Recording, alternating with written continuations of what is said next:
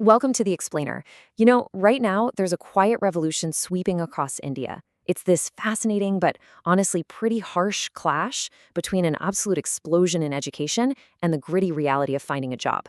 We're going to dive into how an entire generation is dealing with this massive paradox. They're graduating with these incredibly high hopes, only to hit a brick wall in a market that wants way more than just a piece of paper. But stick with me, because we'll also see how this exact friction is sparking a totally grassroots evolution in the workforce. It's literally redefining what it means to be educated and employed today. Let's get into it. Okay, let's dive into this. To really wrap our heads around the sheer scale of the shift we're talking about, I want you to picture two students. Let's call them Rahul and Priya. They represent the 4.33 crore students currently fueling India's higher education boom.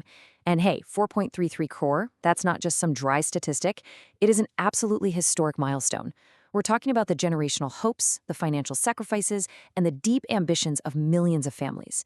For a lot of these kids, they're the very first in their family's entire history to ever step foot on a university campus. It is a wave of pure ambition unlike anything we've ever seen before. But, well, that brings us to the million-dollar question, doesn't it? What happens after graduation? See, the dream for Rahul, Priya, and millions of others has always been a pretty simple equation. You work hard, you get a degree, and boom, that degree equals a secure livelihood. But as we're about to see, there's this massive tension building up.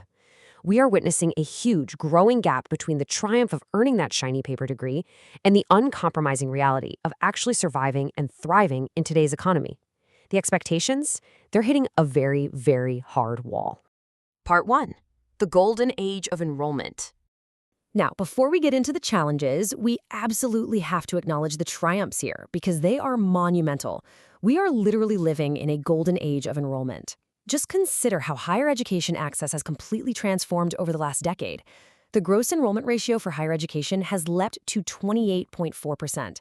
Overall, we're looking at a staggering 26.5% rise in enrollment just since the 2014-2015 financial year.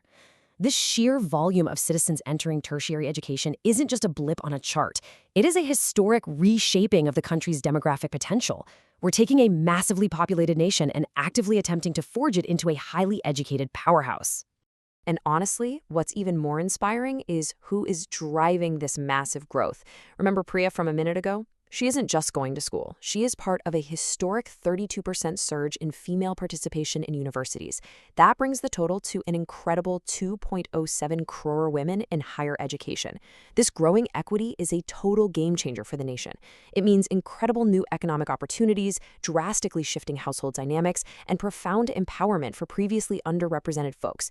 When you educate this many women at the university level, you don't just change individual lives, you rewire the economic fabric of entire communities for generations to come. Part 2. Infrastructure catching up. Of course, you can't just drop millions of students into the system without the buildings, the educators, and the tech to actually support them. Fortunately, the groundwork is catching up to the dream.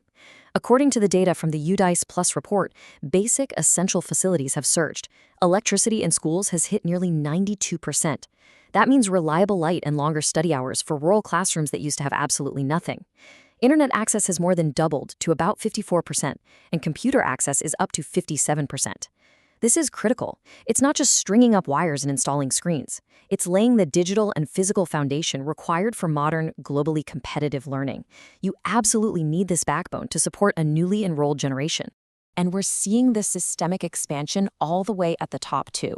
The government has aggressively fueled this fire through recent budgets. The number of elite Indian institutes of technology has grown to 23 and IIMs to 20. Take the medical field, for example. Undergraduate MBBS seats have practically exploded, jumping from around 70,000 to over 1.18 lakh. Plus, the education system just crossed a massive historic milestone, employing over 1 crore teachers. That's 10 million educators.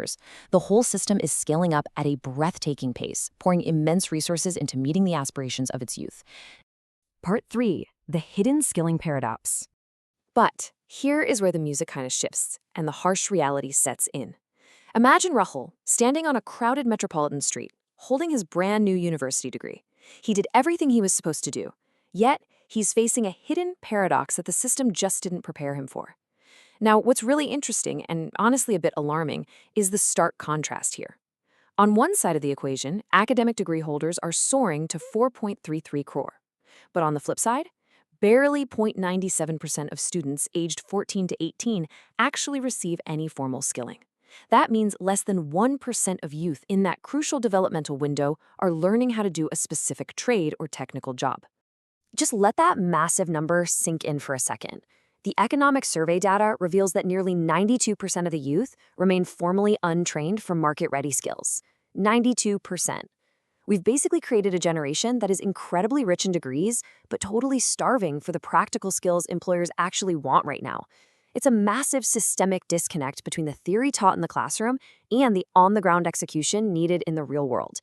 Companies are absolutely desperate for specialized talent, while millions of generalists are holding degrees that just don't translate to immediate jobs. And this disconnect, it leads to a truly heartbreaking reality. A university degree is no longer a guaranteed golden ticket to a livelihood. With artificial intelligence rapidly replacing traditional entry-level white-collar work, a lot of graduates are finding themselves vastly underemployed. The value of their time has dropped so low, the degree holders are being forced into gig work, delivery driving, or even acting as what they call carrymen, people whose primary job is just carrying shopping bags for urban elites, all just to survive.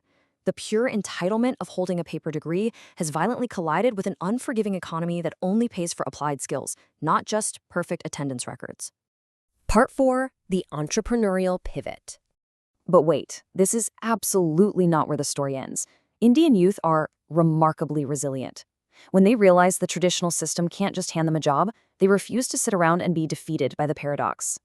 So the crucial point is, to solve this crisis, we have to fundamentally rethink our definitions, and the youth are already doing it. We have to detach the mere paper degree from the concept of true applicable education. And maybe more importantly, they are actively learning to forsake that old government job mindset, the dream of a safe, lifelong desk job. And instead, they're adopting a fiercely entrepreneurial mindset. They are taking their fate into their own hands. Young Indians like Rahul are adapting in real time. They aren't waiting for corporate recruiters to come save them. They're pooling their local resources, embracing business innovation, and building cooperative companies. A really profound example of this is Bharat's Taxi. It's a perfect showcase of how individuals can band together, bypass traditional corporate structures, and build localized logistics networks that actually benefit the drivers, not just some distant tech giant. By pooling their capital and sharing the risks and rewards, they are detaching their livelihood from those paper degrees and transforming themselves into grassroots job creators. They aren't waiting for the future to arrive. They are actively building it themselves, block by block, community by community. Which brings us to a final, really provocative thought. When we consider this historic, unprecedented rise in university enrollment, sitting right next to the stark, uncompromising realities of the modern job market, we have to ask ourselves, in the age of AI, what does a good education actually mean? Is it a stamped certificate hanging on a wall? Or is it the resilience, the adaptability, and the actual skill to create your own path when the old roads are closed? The paradox of Indian education is very real, and the challenges are immense.